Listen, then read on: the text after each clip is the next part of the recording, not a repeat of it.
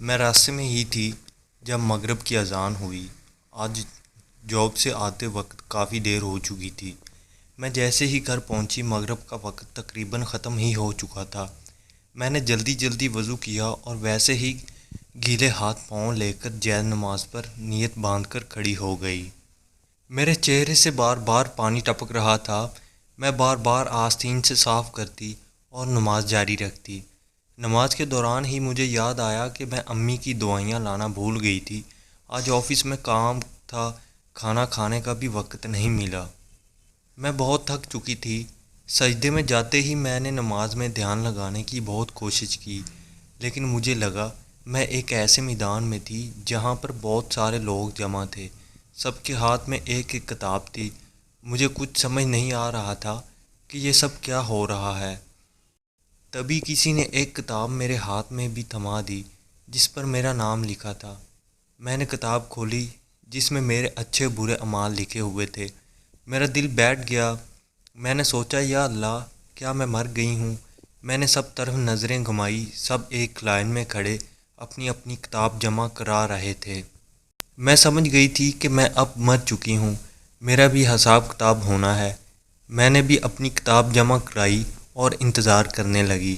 جب سب لوگوں کی کتابیں جمع ہو گئیں تب فیصلے کا وقت آیا۔ سب سے پہلے میرا نام لیا گیا۔ میرا دل زور زور سے دھڑکنے لگا۔ میں نے سوچا نہ جانے آج میرا کیا ہوگا، آج میرا انجام کیا ہوگا۔ تبھی آواز آئی جہنم۔ مجھے یقین نہیں آیا کہ میرا انجام یہ ہوگا۔ میں زور زور سے رونے لگی، میری آنکھوں سے آنسو بہنے لگے۔ تبھی دو خطرناک سائے آئے اور مجھے گھسیٹنے لگے۔ میں چیختی رہی، مجھے بچاؤ، کوئی مجھے بچاؤ۔ سب سہمی ہوئی نظروں سے مجھے دیکھتے رہے، کوئی بچانے کے لیے آگے نہیں آیا۔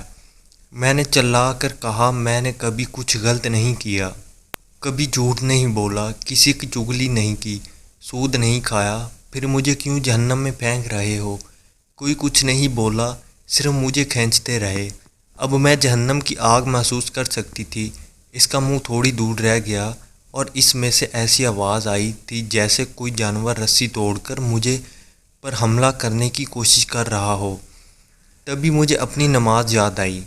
میں زور زور سے چلانے لگی، میری نماز کہاں ہے؟ جہنم کا منہ سامنے تھا۔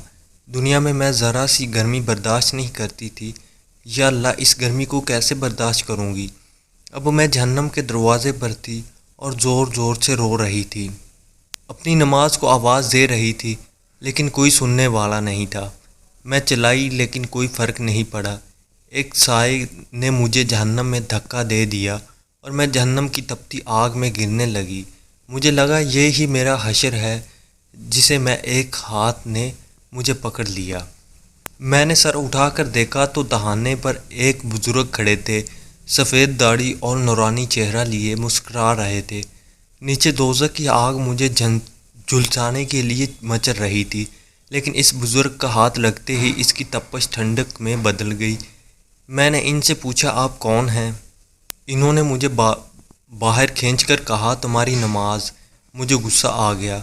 میں نے کہا آپ اتنی دیر سے کیوں آئے ہیں؟ آپ اگر تھوڑی اور دیر سے آتے تو میں جہنم بن چکی ہوتی۔ بزرگ نے مسکرا کر کہا تم بھی تو مجھے آخری وقت میں پڑھا کرتی تھی۔ تبھی میری نیند کھل گئی۔ کوئی مجھے زور زور سے ہلا رہا تھا۔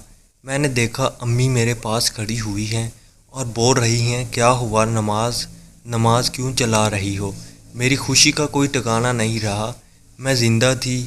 میں نے امی کو گلے سے لگایا اور کہا آج کے بعد میں کبھی نماز میں دیر نہیں کروں گی، انشاءاللہ۔